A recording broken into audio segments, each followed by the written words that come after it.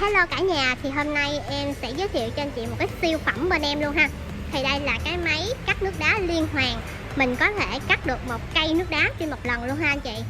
Thì đây, nhớ xem đến cuối video, em sẽ có cái thao tác để cắt cái máy liên hoàn này ha anh chị. Cắt đá cho anh chị mình tham khảo luôn nha. Này rồi, em xin cảm ơn anh chị mình đã xem video của em nha. Em xin chào.